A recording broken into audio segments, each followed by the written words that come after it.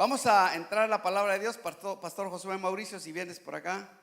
Y vamos a estudiar la palabra del Señor y vamos a permitir que el Señor nos hable y que nos abra, ¿verdad?, los oídos para escuchar su bendita palabra.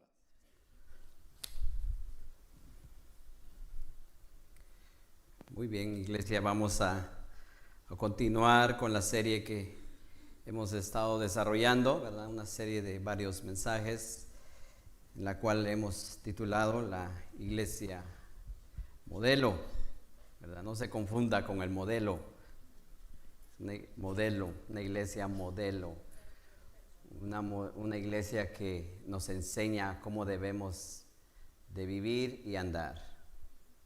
Al principio de esta serie vimos 3 cualidades que una iglesia modelo desarrolla o nos muestra.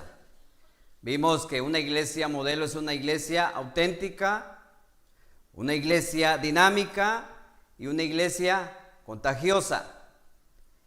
El domingo pasado vimos 3 características de la autenticidad de Pablo como fundador y pastor de esta iglesia joven en Tesalónica. Vimos que él tenía el deseo de llegar hasta el final, no quedarse a medias, sino que llegar hasta el final. Número 2, vimos que él tenía el compromiso de honrar a Dios, era auténtico en honrar a Dios. Y número 3, vimos su amor, un amor que era genuino, como una madre amorosa y un padre cuidadoso para esta joven iglesia. Hoy vamos a continuar viendo parte del capítulo 2 y vamos a culminar el capítulo 3. Yo creo que es muy importante terminarlo ahora. Y vamos a desarrollar esta serie bajo el tema ¿cómo debemos amar a la iglesia? ¿Cómo debemos amar a la iglesia? Y la pregunta es, ¿quién es la iglesia? Yo sé que muchos sabemos, pero es bueno volver a recalcar o a recordar quién es la iglesia.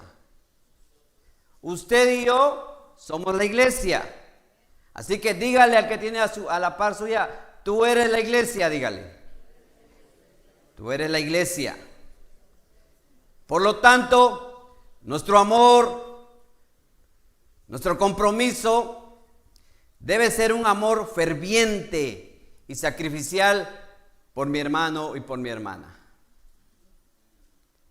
Yo no sé cuántos han tenido la experiencia de conocer a alguien que dice estar en contra de la religión o en contra de la iglesia. Las palabras negativas de esta persona nos llevan a pensar de que ella ha tenido o que él ha tenido una mala experiencia en el pasado. No han sido experiencias muy buenas con respecto a la iglesia. O también podemos pensar que él simplemente no quiere conocer nada de Dios. En cualquier caso, la iglesia no es para él. Para otros, el asistir a la iglesia es como una propuesta de lo tomas o lo dejas. Tú decides. Estas personas no son negativas hacia la iglesia, ni tampoco ven a la iglesia como algo significativo en sus vidas. No están ni en contra ni a favor de ella. Para ellos, la iglesia es simplemente un lugar en el cual van un domingo sí o un domingo no. En cuanto a este punto, y estoy haciendo esta larga introducción antes de leer la palabra. En cuanto a este punto, James MacDonald dice lo siguiente: muchos cristianos están simplemente desanimados y frustrados por la típica experiencia en la iglesia. La gente está profundamente insatisfecha con las luchas internas, las murmuraciones, la iglesia desmotivadora y frustrante tal como existe en las comunidades. La gente anhela dejar de asistir a la iglesia por obligación. Él continúa diciendo, demasiados regresan a sus autos cada semana insatisfechos. incluso frustrados y apenados por su experiencia en la iglesia, solo para votar con sus pies haciendo algo diferente el siguiente fin de semana. La compra de la iglesia se convierte rápidamente en una simple compra y poco después en un simple sueño. Incluso los más optimistas y persistentes asistentes a la iglesia se ven obligados a aceptar que estamos lejos de lo que Jesús tenía en mente. Edificaré mi iglesia y las puertas del infierno no prevalecerán contra ella. Entonces la pregunta es, pastor, ¿para qué existe la iglesia? ¿O cuál es el propósito de la iglesia? ¿Por qué existimos?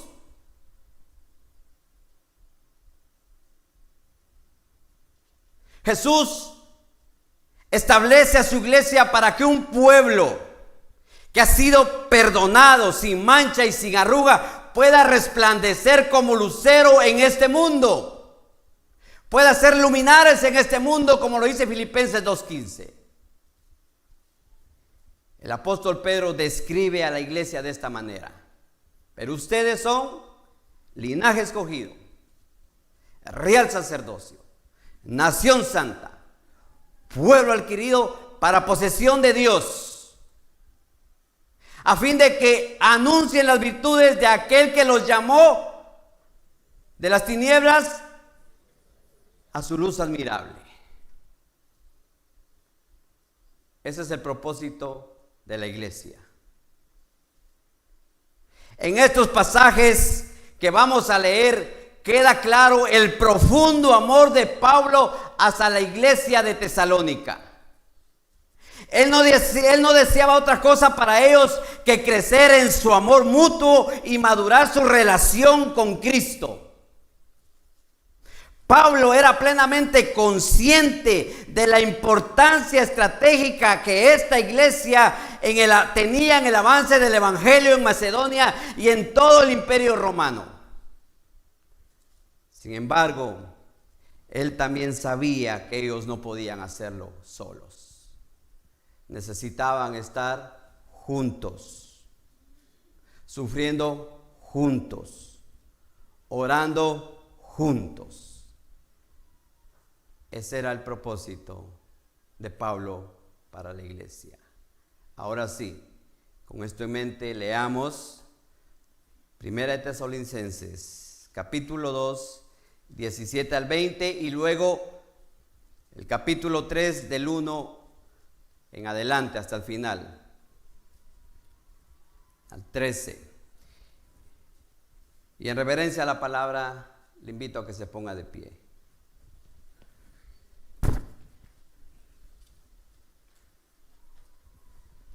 Y la palabra del Señor la leemos con el permiso del Padre y del Hijo y del Espíritu Santo. Capítulo 2, versos 17 al 20. Pero nosotros, hermanos, separados de ustedes por un breve tiempo en persona, pero no en espíritu, estamos muy ansiosos, con profundo deseo de ir a verlos, ya que queríamos ir a ustedes, al menos yo, Pablo, más de una vez, pero Satanás no nos lo ha impedido. Porque ¿quién es nuestra esperanza y gozo y corona de gloria? ¿No lo son ustedes en la presencia de nuestro Señor Jesús y en su venida? Pues ustedes son nuestra gloria y nuestro gozo. Capítulo 3. Por lo cual, no pudiendo soportarlo más, pensamos que era mejor quedarnos solos en Atenas. Y enviamos a Timoteo, nuestro hermano y consolador de Dios, en el evangelio de Cristo, para fortalecerlos y alentarlos respecto a la fe de ustedes, a fin de que nadie se inquiete por causa de estas aflicciones, porque ustedes mismos saben que para esto hemos sido destinados, para que en verdad, cuando estemos con ustedes, Porque en verdad cuando estábamos con ustedes les predicamos que íbamos a sufrir aflicción, y así ha acontecido.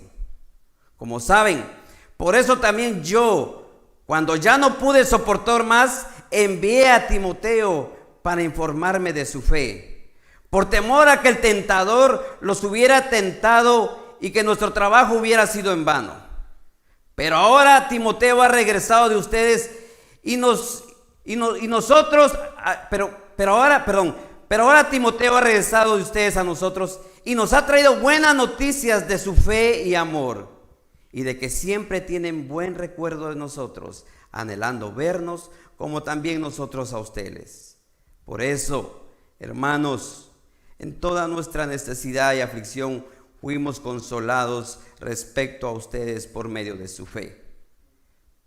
Porque ahora, si sé que vivimos, si ustedes están firmes en el Señor, pues, ¿qué acción de gracias podemos dar a Dios por ustedes, por todo el gozo que nos han regocijado delante de nuestro Dios a causa de ustedes?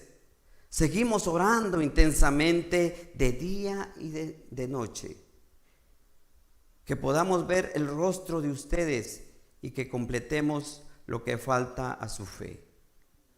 Ahora pues, que el mismo Dios y Padre nuestro y Jesús nuestro Señor dirija nuestro camino a ustedes.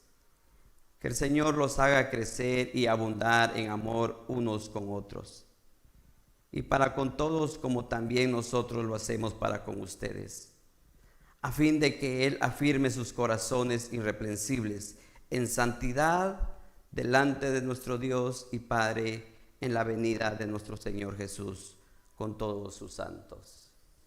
Wow, qué preciosa carta, ¿verdad? Pueden tomar asiento. Cada vez que leemos una carta de Pablo, yo no sé cuántos se imaginan con cuánto amor él dictaba estas cartas. Yo me imagino al apóstol Pablo llorando y dictándole a la persona lo que él quería que se dijera. La próxima vez que leamos una carta de Pablo, no la leamos a la ligera. Tomémonos el tiempo para meditar y flexionar en esas cartas. La precipitada salida de Pablo de Tesalónica debió acumular muchas emociones en su corazón al viajar a Berea y luego a Atenas. La mente del apóstol Pablo estaba claramente ocupada en los hermanos de Tesalónica. Al menos 4 preocupaciones pasan en la mente del apóstol Pablo. Número 1, Pablo se enfrentó a sus propias dudas si alguna vez él conseguiría volver a ver a sus hermanos de nuevo, ya que él había sido como una madre y un padre espiritual para esta joven iglesia. El deseo del apóstol Pablo era permanecer allí más tiempo con ellos y ayudarlos a estar firmes en la fe, pero el enemigo lo impidió. El enemigo lo echó fuera. De cualquier modo, él estaba ausente en cuerpo, en físico, pero estaba con ellos en espíritu, pensando en ellos. En segundo lugar, sabiendo que la persecución lo había expulsado de la ciudad, temía que esa misma tragedia fuera dirigida a esta joven iglesia y ellos podían dudar de la fe. Y es por eso que en el verso 18 del capítulo 2 y el verso 5 del capítulo 3 dice: ya que queríamos ir a ustedes, al menos yo, Pablo, más de una vez, pero Satanás nos los ha impedido. Y el verso 5 del capítulo 3 dice: por eso también yo, cuando ya no pude soportar más, o sea, la aflicción del apóstol Pablo no era cualquier aflicción, era una agonía de saber cómo estaba esa joven iglesia. Yo no sé si usted ha tenido una vez alguna agonía de sus hijos o de su familia, no sé, que usted quiere saber cómo están, ¿verdad? Cuando usted llama por teléfono y no le contestan, ¿cómo se siente? ¿Qué siente usted? Los veo valientes. Yo no. Yo cuando mi esposa no me contesta o mis hijos no me contestan, a mí me entra desesperación y digo, ¿qué pasaría? ¿Dónde están? ¿Estarán bien? O sea, Pablo sentía una agonía por esta iglesia y por lo tanto dice, envía a Timoteo para informarme de su fe por temor a que el tentador los hubiera tentado y nuestro trabajo hubiera sido en vano. El apóstol Pablo procuró que los tesalonicenses una y otra vez, o sea, él quería ir a verlos, él procuró ir a verlos, pero Satanás lo estorbó, Satanás le impidió. Y la preocupación de Pablo era que el enemigo sembrara semillas de miedo y de duda en los corazones de ellos. Usted y yo sabemos como iglesia que Satanás es el adversario de Dios y de los hijos de Dios. El apóstol Pedro dijo, porque vuestro adversario el diablo, como león rugiente anda alrededor buscando a quien devorar. Satanás sabía que al regresar Pablo a animar a los creyentes, habrían muchos triunfos en la predicación del evangelio y nuevas derrotas serían para él. Iglesia amada, cada avance de nuestra parte despierta resistencia del enemigo. Y nosotros como cristianos debemos resistir ante cualquier ataque del enemigo bajo y con el poder del Espíritu Santo de Dios. Solos usted y yo no lo podemos lograr. Es mentira. Es que yo soy bueno. Es que yo tengo la palabra aquí. Y me salen con una y pum, no. Necesitamos ser humildes. Necesitamos reconocer que usted y yo dependemos del poder del Espíritu Santo de Dios.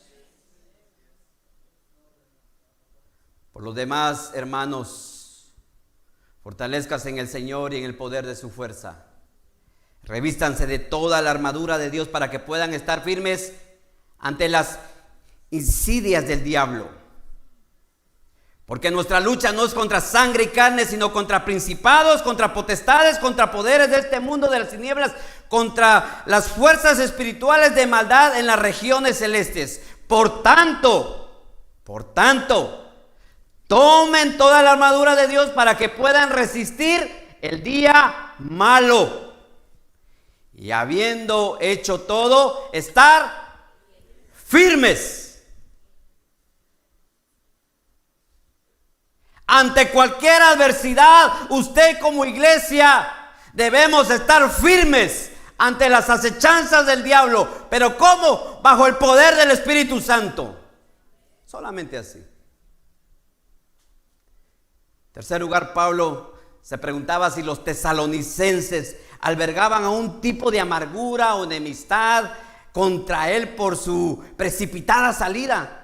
¿Verdad? Se preguntaban por qué el apóstol Pablo se fue. Algunos sabían, otros no, pero ¿por qué nos abandonó? ¿Verdad? Así como hacemos muchas veces, ¿por qué se fue el hermano? Cuestionamos, preguntamos.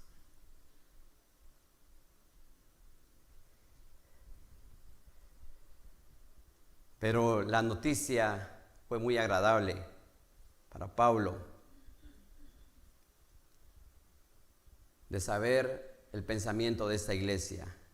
El verso 6 del capítulo 3 dice, pero ahora Timoteo ha regresado de ustedes a nosotros y nos ha traído buenas noticias de su fe y amor, de que siempre tienen buen recuerdo de nosotros. Mire, anhelando vernos como también nosotros a ustedes. ¡Wow! ¡Qué precioso!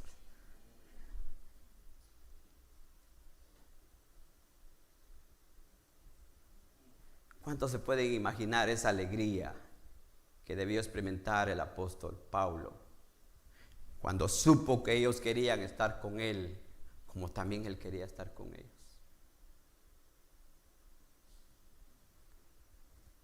Qué imagen de iglesia, ¿no? Lejos de tener una actitud de lo tomas o lo dejas, esta iglesia quería estar junta, anhelaban estar con el apóstol Pablo y Pablo anhelaba estar con ellos. No había una carrera alocada de que cuando terminaba el servicio salían corriendo al parqueo y se montaban en sus carros y se iban, ¿no? Ellos anhelaban estar juntos, anhelaban platicar, anhelaban abrazarse. Yo me pregunto, ¿qué pasaría si la iglesia comenzara a amarse de esta manera?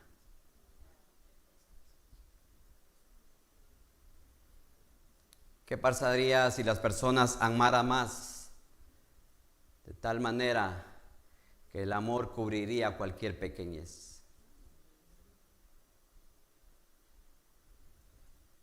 En cierta ocasión, un padre salió enojado del servicio dominical y comenzó a criticar desde el pastor hasta el pianista. Al escuchar atentamente y recordar la contribución de su padre a la ofrenda de esa mañana, su hijo de 10 años exclamó y dijo: bueno, tienes que admitir que fue un buen espectáculo por $1.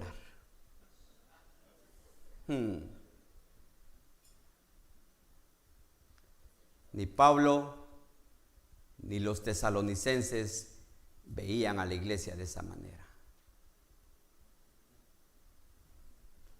La cuarta preocupación de Pablo probablemente pesaba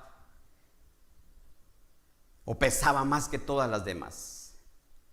Él reconocía que en el momento de que él dejara la iglesia, los falsos maestros entrarían en ella.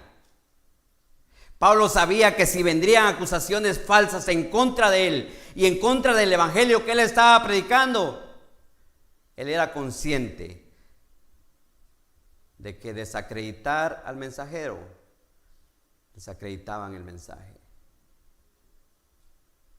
Hasta ahora, como podemos ver, Pablo nos ha enseñado parte del amor que él sentía por esta iglesia.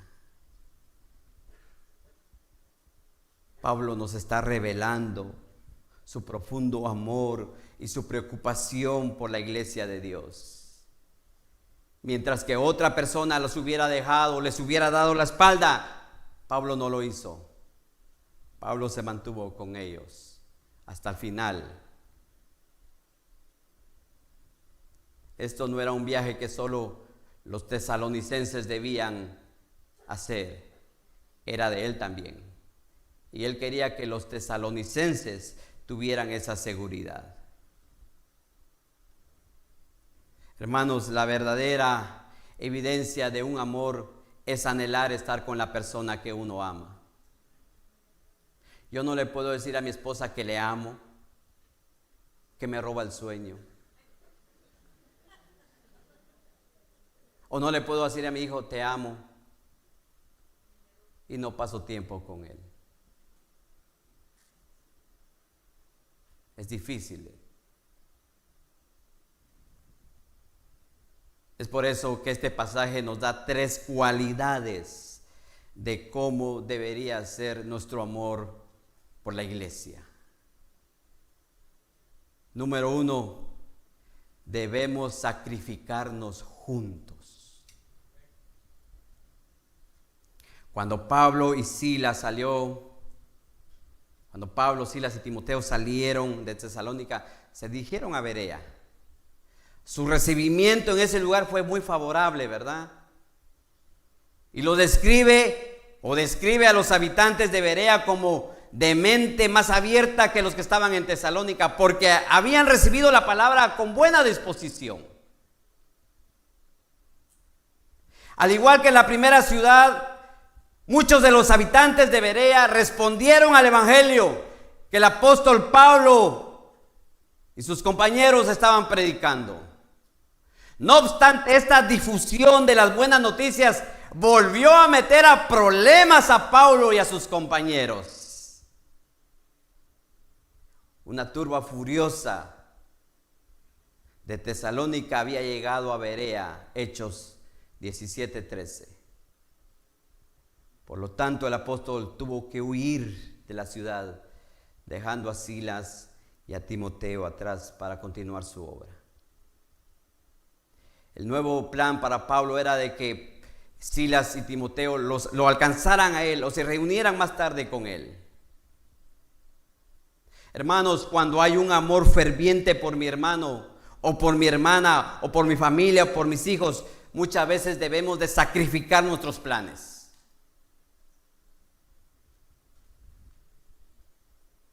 Esta turba que llegó a Berea le recordó a Pablo la difícil situación que se encontraban los cristianos en Tesalónica. Ahora Pablo sin sus compañeros de milicia, ese pensamiento de esta iglesia estaba en él. No podía quitarse de su cabeza lo que la iglesia de Tesalónica estaba pasando.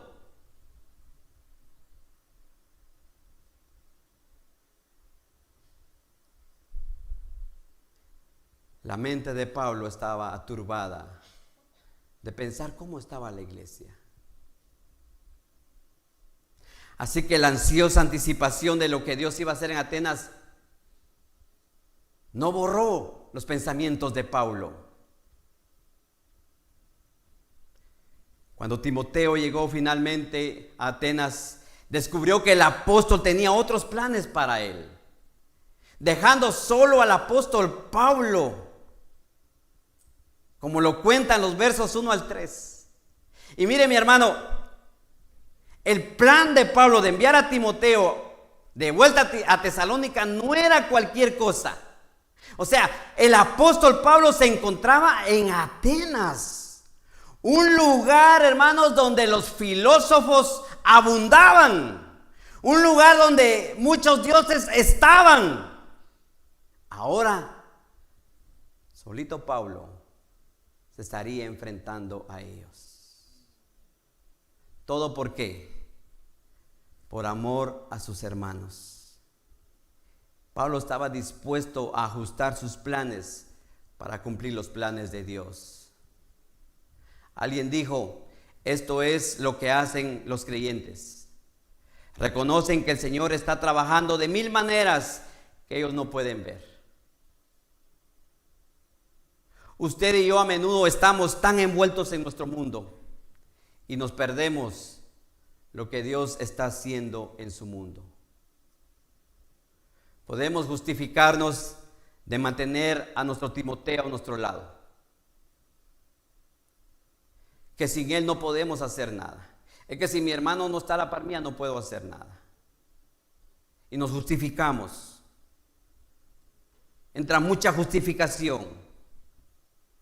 Y somos incrédulos en que no lo podemos hacer solos. Pablo no fue así. Él abandonó sus sueños o abandonó lo que estaba haciendo para quedarse solo y seguir cumpliendo con los planes de Dios y enviar a Timoteo a Tesalónica. Hermanos, dejar a un lado nuestras propias comodidades y ambiciones a menudo es más fácil, ¿verdad? Pero decidir hacerlas. Muchas veces decimos, yo me sacrifico por esto y esto y esto y esto. Pero hágalo. No es fácil. En 1858 el misionero escocés John Gibson Patton y su esposa se embarcaron rumbo a las Islas Nuevas Hebridas en el Pacífico Sur, ahora llamadas Vanuatu o Vanuatu. En contra del consejo de muchos que veían esta iniciativa como una misión suicidia, Patton y su esposa dejaron su familia, amigos, comodidades de hogar para ir a una tierra extraña y lejana. Su gran pasión era cumplir el evangelio de Jesucristo en los pueblos nativos, entre los que habían caníbales bárbaros. 3 meses después de llegar a las islas, su esposa murió. Una semana después, su hijo pequeño también murió. Patton volvió a casarse y tras un breve periodo de tiempo, regresó a las islas con su nueva esposa. Y juntos pasaron los siguientes 41 años compartiendo el evangelio de Cristo. Hoy más del 80% de los habitantes de Vanuatu se identifican como cristianos, en gran parte gracias al sacrificio de Patón. Pero mire las palabras que le dijo uno antes de que él embarcara ese viaje.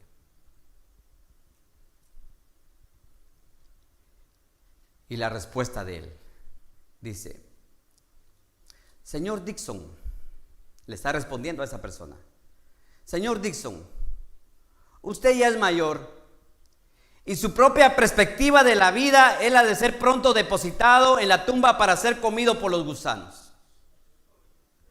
Le confieso que si puedo vivir o morir y honrando a Jesús, no me importa ser comido por los caníbales o por los gusanos.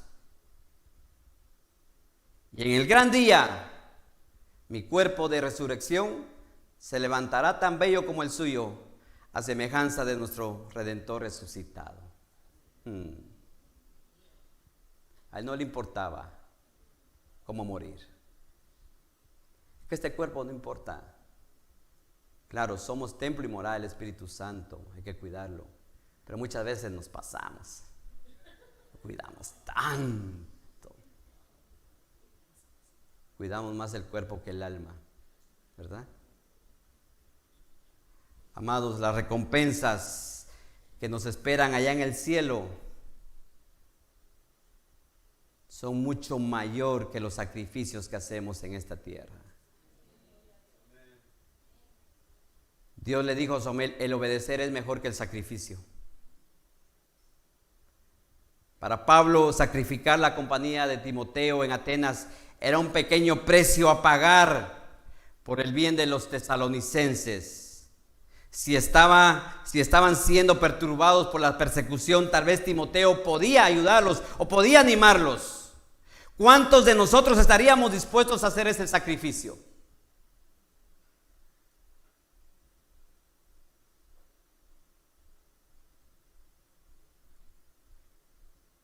Yo decía por la mañana, el Señor ve y conoce nuestros corazones, ¿verdad? Entonces necesitamos ser sinceros con Él. Cuando yo meditaba en esta pregunta, le pedí perdón al Señor. Porque muchas veces esta carne cansada, lo que desea es ir a sentarse al sillón de la sala, pedir una taza de café y ver tele y deleitarme. Cuando allá afuera un enfermo se está muriendo y quizás me han llamado y me dicen: pastor, ¿cuándo voy a ir a visitar a tal fulano? Es ahí donde yo me tengo que levantar de la camisa y decir: aunque no quiera tu carne, ve. Necesitamos sacrificarnos, iglesia amada. Muchas veces no nos sacrificamos en pequeñeces.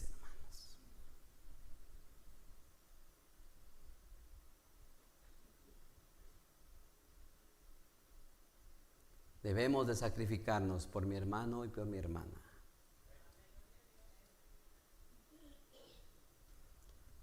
Que cuando no tenga que comer y que vestir, no le digamos: que te vaya bien, ¿verdad? Como dice Santiago, te vaya bien, que Dios te ayude. Debemos sacrificarnos por mi hermano. Y yo doy gracias a Dios, aquí en la iglesia hay muchas personas que se sacrifican por muchas personas. Dejan de hacer lo que están haciendo y dejan de comer para darle de comer a esa persona. Dios les bendiga. Dios les bendiga. Que el Señor añada ricas y abundantes bendiciones en su vida. Número 2, nuestro amor por la iglesia nos lleva a sufrir juntos. O sea, si vamos a sufrir, suframos juntos, ¿verdad? Como iglesia debemos de sufrir juntos, pero también debemos de reír juntos, ¿verdad? Los nuevos creyentes, hermanos, se dan cuenta rápidamente de que aunque sus pecados le fueron perdonados, sus problemas rara vez desaparecen, ¿verdad? Lejos de vivir una vida libre de problemas, usted y yo como experimentar toda una serie de problemas.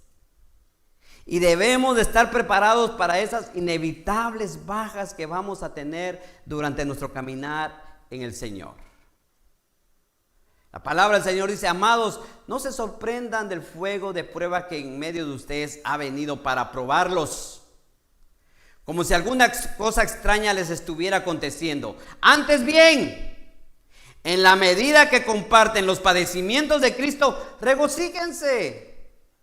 O sea, está sufriendo, alégrese, para que también en la revelación de su gloria se regocijen con gran alegría. Me regocijo aquí, pero este regocijo va a ser pasajero, porque me voy a regocijar más cuando vea el rostro de mi Señor. Ese debe ser el gozo del creyente. Pedro no estaba ajeno a la persecución.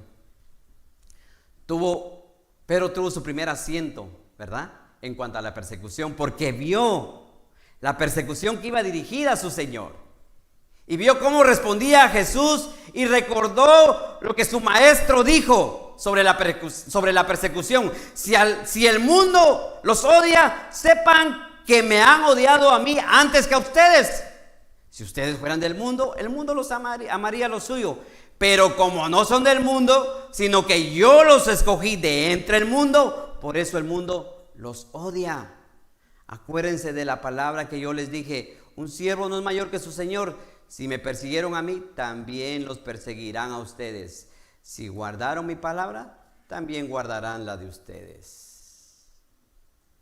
Las penurias y las dificultades son lo que le espera al cristianismo. Y la pregunta no es: ¿enfrentaré problemas? Así muchos preguntan así. Acepte a Cristo. Pero mire, déjeme preguntar: ¿enfrentaré problemas cuando llegue a Cristo? Muchos preguntan eso. Más bien la pregunta sería: ¿cómo responderé cuando me enfrente a esos problemas? En una de las primeras cartas escritas a la iglesia, Santiago dio algunos consejos. Tengan por sumo gozo, o sea, gocémonos, hermanos míos, cuando se hallen en diversas pruebas. O sea, ¿cómo nos vamos a estar cuando lleguen las pruebas? Gozosos, sabiendo que las pruebas de su fe producen paciencia, gozo y paciencia. Viene la prueba, me gozo, pero tengo paz en Cristo, porque Él me va a dar la paciencia. Pablo nos recuerda dos formas valiosas en cómo la iglesia puede soportar las pruebas y dificultades. Debemos sostenernos unos con otros. Pablo hizo todo lo posible para preparar a esta congregación infantil para el ataque de Satanás.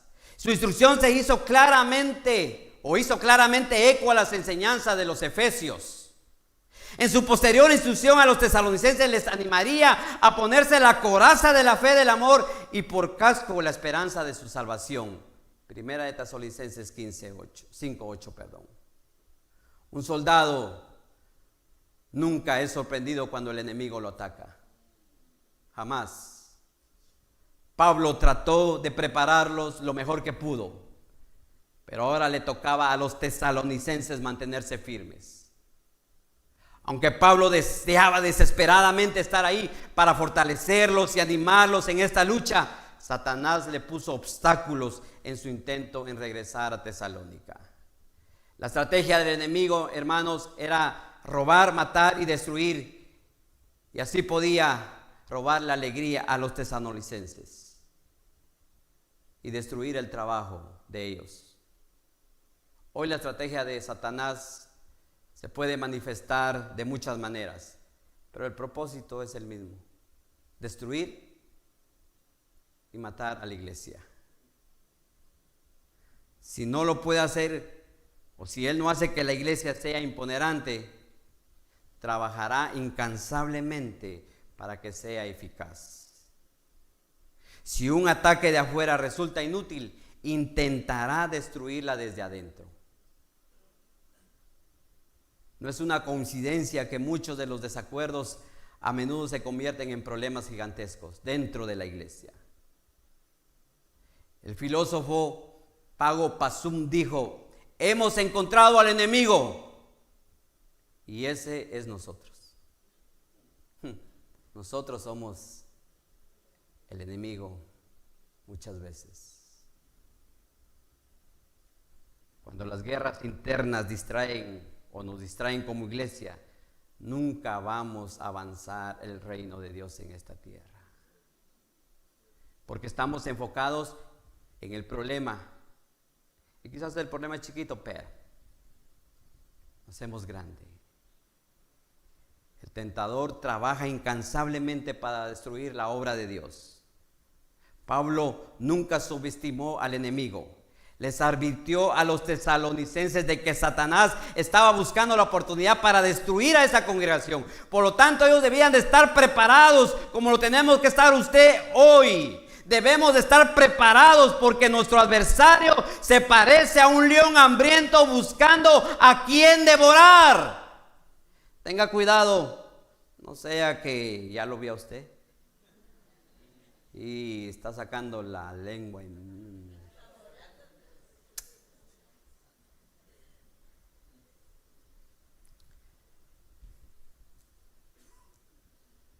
Todos nos levantamos unos con otros. Versos 3 o capítulo 3, versos 6 y 7. Ningún cristiano es inmune al desánimo. Pablo experimentó momentos de duda. Nunca intentó ocultar sus sentimientos a la iglesia. De hecho, a lo largo de su carta comparte abiertamente sus dudas con ellos, y ya lo hemos visto en los pasajes anteriores. Al menos 3 están implicados en la carta. Y habían preguntas y él decía, ¿hay falsos maestros que hacen a los tesalonicenses cuestionar sus motivos? ¿Creen ahora los tesalonicenses que su único propósito al visitarlos era que él obtuviera beneficio personal de ellos? ¿Había sembrado Satanás semilla de dudas sobre su salvación? Esas dudas y esas preguntas estaban en la mente de Pablo, porque él lo dice en su carta. Yo no sé cuántos recuerdan en su vida un momento en que usted y yo pasamos momentos de dificultad y nos encontrábamos solos. Yo no sé cuántos recuerdan ese momento. Pero yo sé que muchos o algunos hemos pasado momentos de soledad. No es que estuviéramos aislados de mi hermano o de mi hermana, pero sí es posible aislado de compartir lo que yo sentía en mi corazón. Lamentablemente los seres humanos somos hábiles para guardar las cosas en nuestro corazón, en nuestro interior. Pero cuando usted y yo aprendemos a ser auténticos unos con otros, descubrimos que no estamos solos en el desánimo. No estamos solos. Aquí encontramos a muchos personajes desanimados, ¿verdad? ¿Verdad? Elías, después de una gran hazaña, se desanimó y se escondió. Josué, cuando se murió Moisés, se desanimó. Abraham tuvo miedo de su esposa Sara y mintió que era su hermana, ¿verdad? O sea, la Biblia nos narra muchos ejemplos de hombres que tuvieron miedo. Es por eso que yo le animo a usted, iglesia amada, a no aceptar un evangelio barato. El evangelio barato solo lo dicen aquellas iglesias de la prosperidad. Venga Cristo y sus problemas serán resueltos. O venga y pare de sufrir. Mentira del diablo. El Señor dijo, en el mundo van a tener aflicciones, pero confíen en mí, yo he vencido al mundo, dice el Señor. Mentira del diablo, lo que ellos dicen. Ahora el apóstol Pablo ya no tenía motivos para dudar. El informe le proporcionó la respuesta que él buscaba. Y la noticia disipó sus dudas de 3 maneras. Y ahí está la respuesta de las preguntas. En primer lugar, lejos de descartar a Pablo y a sus compañeros como un grupo de falsos maestros, los tesalonicenses tenían un buen recuerdo de ellos. Pablo podía estar seguro de que su nombre y su reputación estaban intactas. En segundo lugar, Pablo se enteró de que querían verlo como él quería verles también. Y por último, ni la angustia, ni la preocupación, ni la astucia del tentador pudieron apartar a la iglesia de su fe en Cristo. Este intercambio entre Pablo y los tesalonicenses que tuvieron es un ejemplo para nosotros como iglesia. Usted y yo debemos de compartir nuestras dudas, nuestro desánimo y levantarnos juntos. No desanime al desanimado, aliente al desanimado. Porque muchas veces hacemos, en lugar de animarlo, lo desanimamos. Ay, hermano, así estoy yo también. Mire, yo pasé por eso y mire, no me fue bien, mire.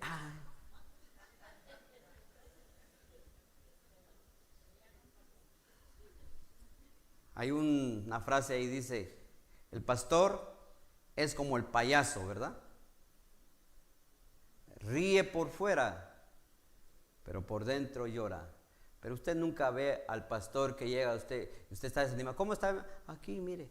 Y dice, ay, hermano, yo también. Adelante, mi hermana, usted puede, en el amor de Cristo. Estaremos orando por usted. Esa es la respuesta de una iglesia, que se animan juntos, que se levantan juntos. Y por último, nos lleva a que oremos juntos. Y con esto voy a ir terminando.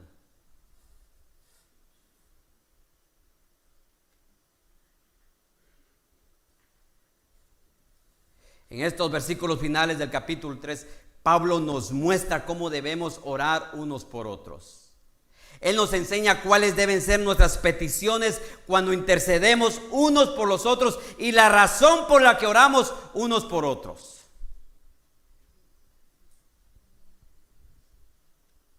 En la más sencilla de sus oraciones, Pablo nos ofrece 4 profundidades o 4 peticiones muy profundas.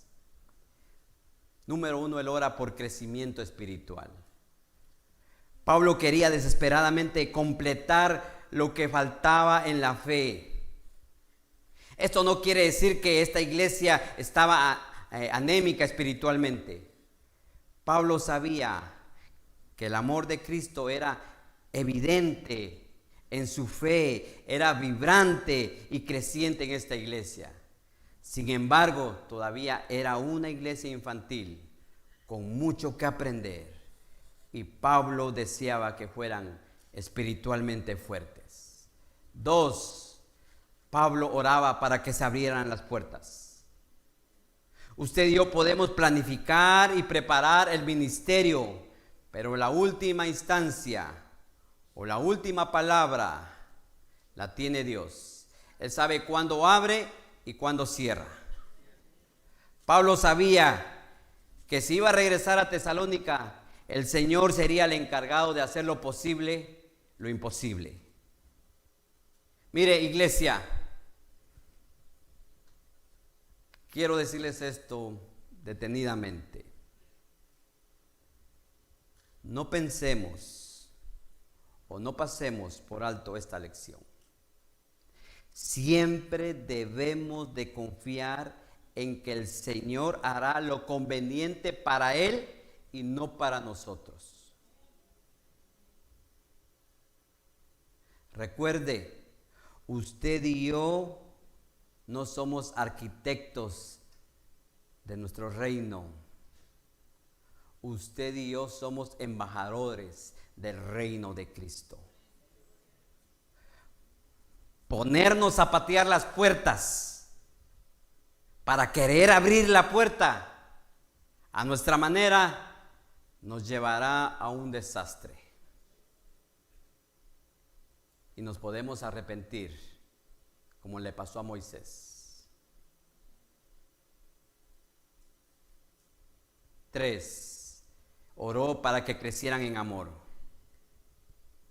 Jesús dijo a sus discípulos: en esto conocerán todos ustedes que son mis discípulos, si se aman unos a otros. Los tesalonicenses se esforzaban por amarse unos a otros. Y a medida que usted y yo vayamos creciendo en nuestra relación con Cristo, también crecerá el amor por mi hermano y por mi hermana. Pablo enfatiza esto al orar: que el Señor los haga crecer y abundar en amor unos para con otros y para con todos, como también nosotros lo hacemos para ustedes. Y por último, 4, oró por un andar digno.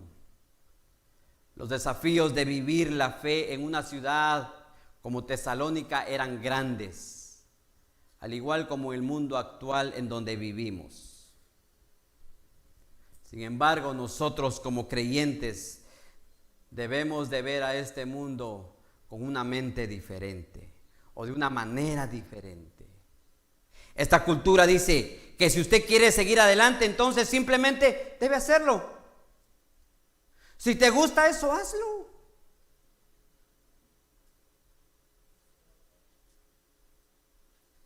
Si te gusta engañar a tu esposa, hazlo. ¿Qué te impide? Si te gusta mentir, hazlo. Si te gusta robar, hazlo. ¿Qué te impide?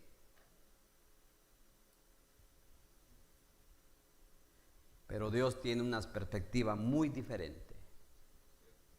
Pablo dijo a los romanos que no se conformaran a este mundo, no se amolden a este mundo. Y Juan lo dijo de esta manera: no amen al mundo ni las cosas que están en el mundo. Si alguien ama al mundo, el amor del Padre no está en él. Si usted y yo amamos las cosas de este mundo, el amor del Padre no está en nosotros. Tengamos cuidado, iglesia. Si los tesalonicenses iban a andar como es digno del Señor, iban a necesitar ayuda.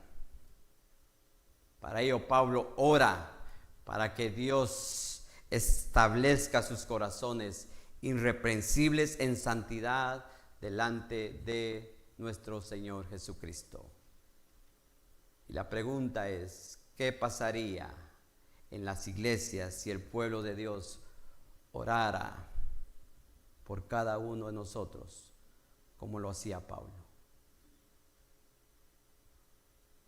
Esta oración es un modelo a seguir, iglesia,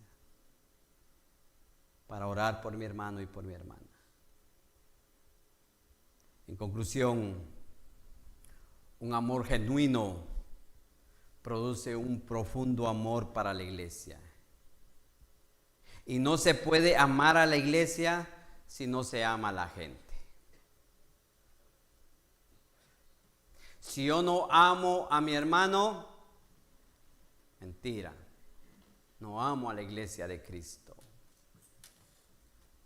Por eso Pablo podía hablar con tanto cariño de los creyentes de Tesalónica. El amor mutuo entre Pablo y los tesalonicenses debería de servirnos como un ejemplo o como un recordatorio de que verdaderamente usted y yo nos necesitamos.